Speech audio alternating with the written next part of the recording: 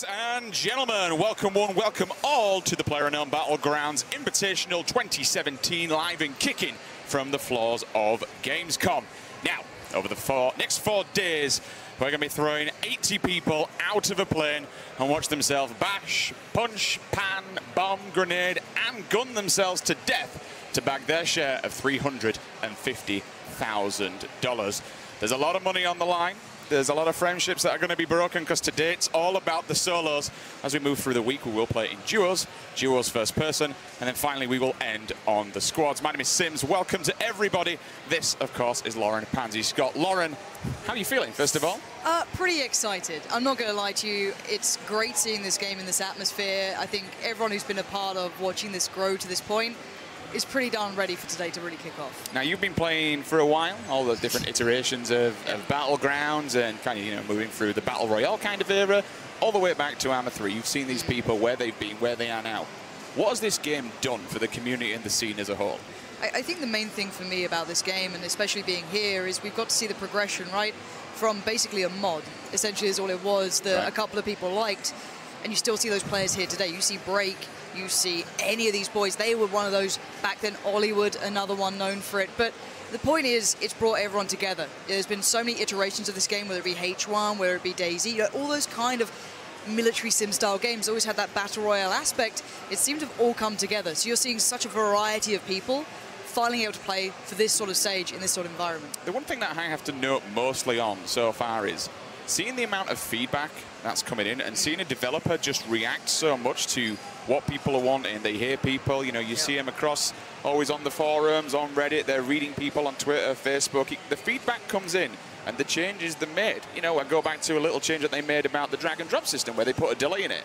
Within a day or two, it was removed because people don't want it. And this kind of, if we keep seeing this moving on and kind of defining and creating to what people want, I mean, this game is only in early access already. It's not even launched, and we've already got a tournament for $350K. It's a lot of cheddar. Yeah, it really is. But I think the big thing about this game is the community knows what it wants. Right? These guys, they're not quiet. They're not ones that just kind of blindly follow. They know what they like, and they're here to watch some of the very best play it right now. That's for me why I like this community. They're not scared. They're very vocal. And you're going to see some of the figures within this community playing here, whether it be a Twitch streamer, whether it be more of a professional player who's breaching into being a bit of a streamer now because it's blown up so much recently.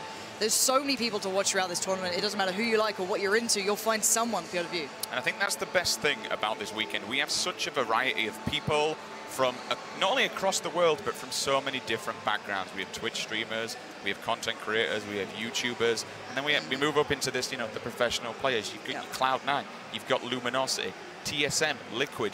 All these organizations, they're jumping in. They know what to expect. Now we're here at a LAN environment. Now we're here for a real competition on the server. We're taking people out of their comfort zone. We're putting them in this environment with their team. I mean, today, again, we are in solos, so it's every man for themselves, dog eat dog, as we mentioned earlier on. But all these organizations can see the potential in this game. They see, and they know exactly where it's going, and this is what it's all about. Different people, different places. Yeah, and for me, you're seeing Lex there on screen, actually, part of Mythic, and they're a CSGO team, essentially. They play a lot of that sort of game, but they've also played in LAN environments. Right now, that may sound a bit weird, right? Why is that a factor? Why does that even come into it?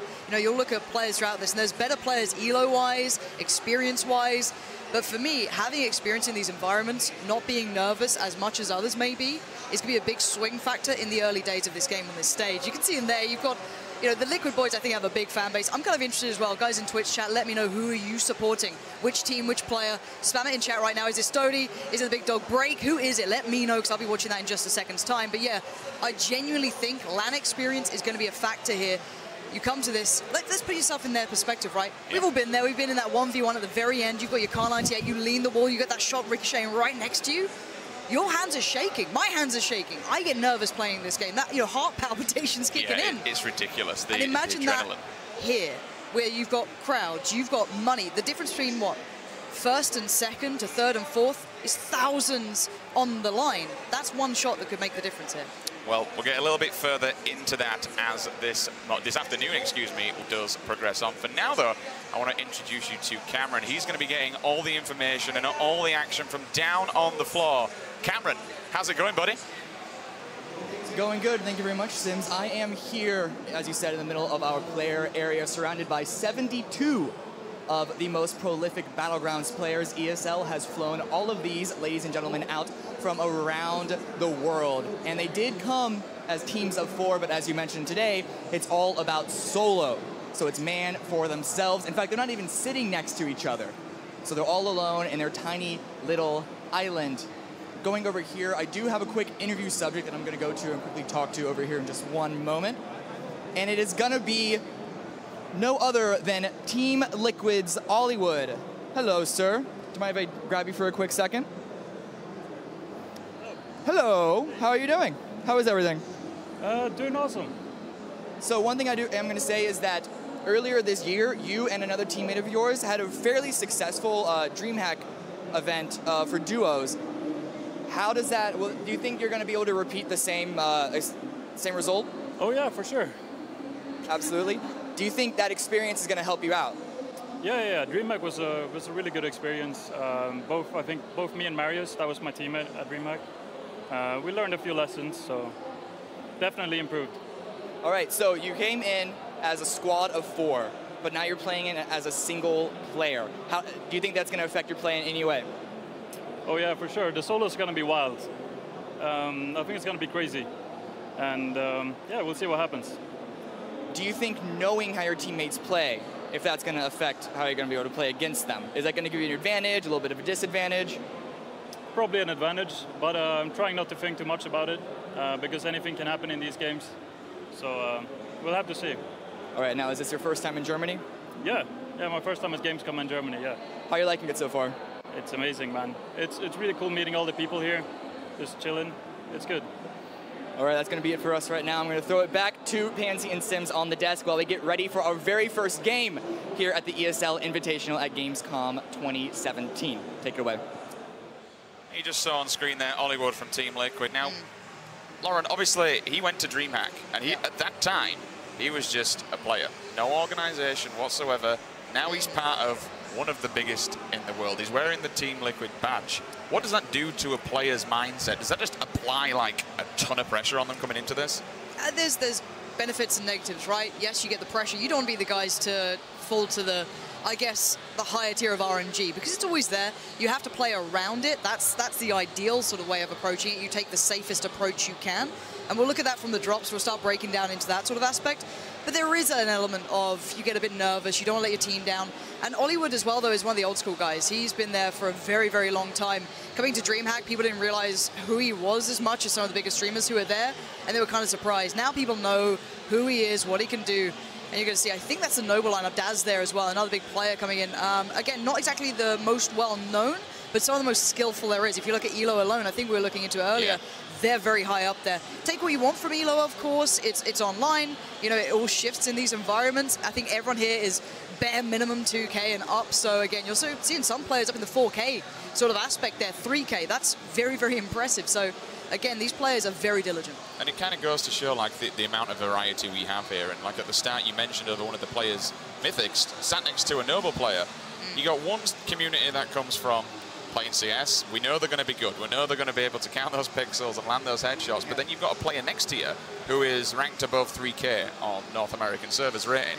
I mean, 3K, that's a big number. Yeah, it is. As you mentioned, you can only take so much from playing online, which is fair play. Anyone else can.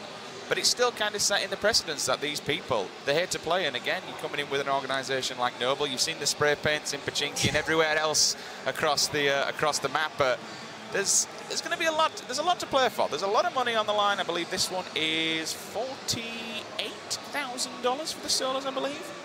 I'll bring that up just to make sure. Yeah, but you can have a look through that. But just so people at home know how it kind of works, obviously there's a couple of goes of this. And the value for kills and the value for winning games. So in solo, 1 kill essentially equals 5 points, and it goes up. Not too surprising, 10 kills, 50 points. You guys can do math, I expect. But the big ones are basically ranking and placement. So for first place, you get 500 points. So you can see the differential there. It does reward basically playing, the points get pretty hefty from 16th and above. So if you place there, you get into the 110 points, it's 90 below and it goes down. So again, you're looking for things like that to really kind of weigh the value more than just kills. So you might not see that early school play so much. You may not see the Pachinki play come through as much as you may see online. So this is where things change, and this is what my eyes go towards. I do want to see where that plane flies in and the trajectory that's available. I'm expecting some long parachutes, but we also watched the qualifiers today. Now, if you're wondering who's playing in that, there's a lot of very good players. If you know Outsider, he's been in it. He was within the top 10, top 5 for last season in solos. Very, very good player. You've had Mazzarini, a very well-known player. Toxchi, you have Ibiza there. There's a lot of players.